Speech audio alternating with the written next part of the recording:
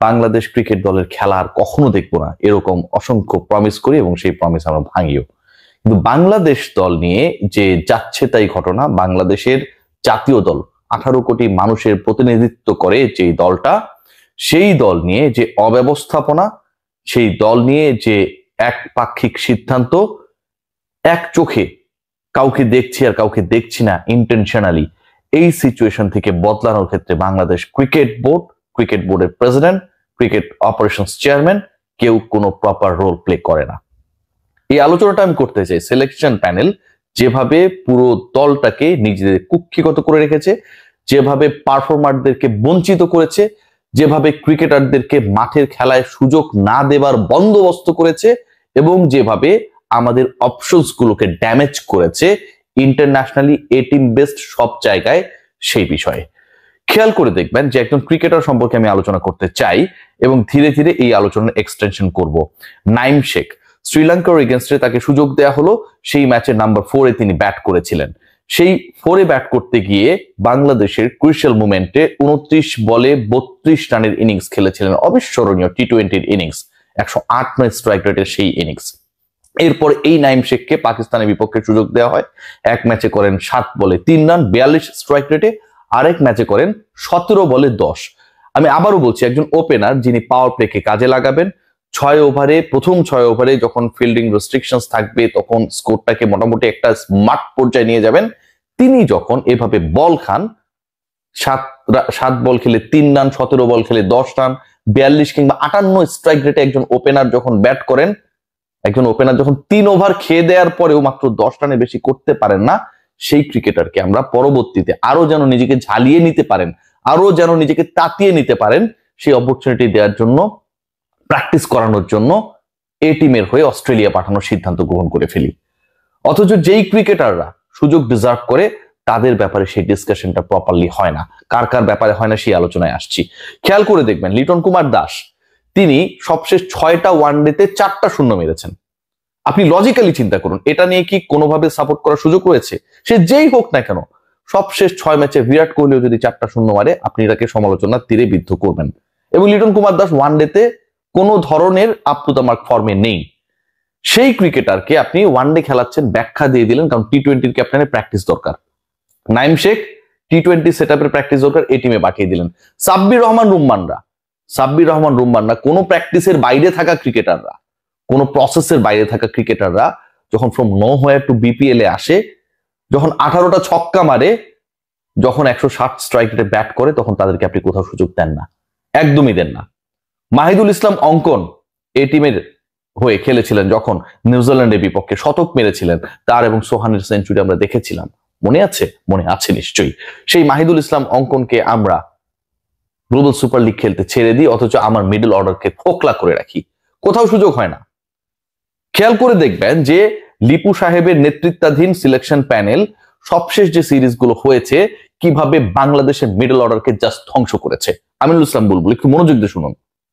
বাংলাদেশ যখন ইউএইতে গেল, সেখানটায় গিয়ে ম্যাচেস খেললো 3টা, এবং সেই সময় বাংলাদেশ দলের টোটাল 16 সদস্যের দলে ওপেনার ছিল 5 জন, ইনক্লুডিং শান্ত ওপেন করেছিল বিভিন্ন সময়।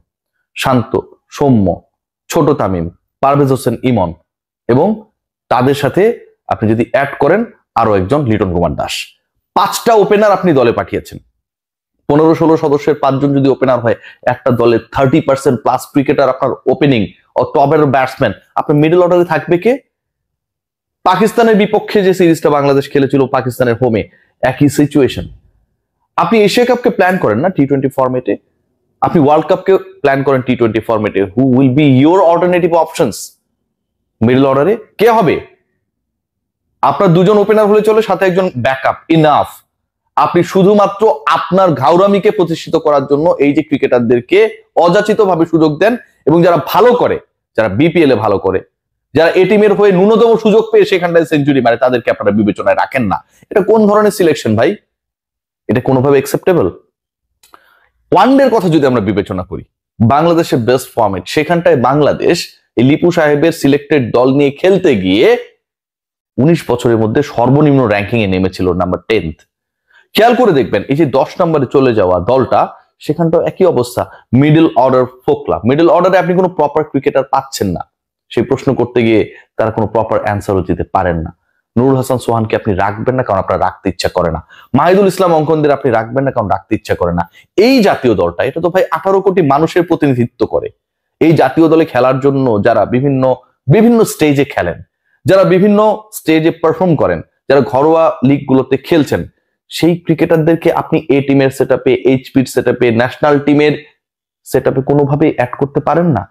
আপনি নাইম শেখকে খেলাচ্ছেন, ফ্লপ করার পরও এ টিমের হয়ে সুযোগ দিচ্ছেন যেন তিনি ওখানটা একটু ভালো করলে আপনি তাকে কোনোভাবে try Nations, upcoming try Nations অথবা এশিয়া কাপের দলে ঢুকিয়ে দিতে পারেন।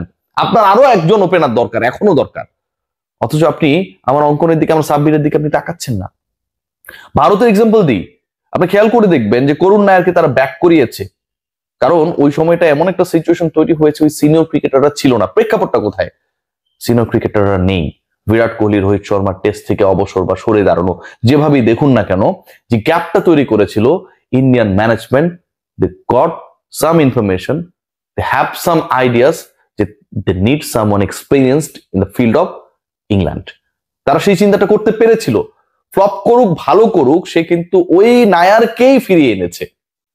52 রানে অপরাজিত, খুব গুরুত্বপূর্ণ টেস্টে ক্যানিংটন ওভালে এই ম্যাচ বাঁচাতে হলে তার ওই 52টাকে ভালোভাবে, ভালো জায়গায়, ভালো শেপে নিতে হবে।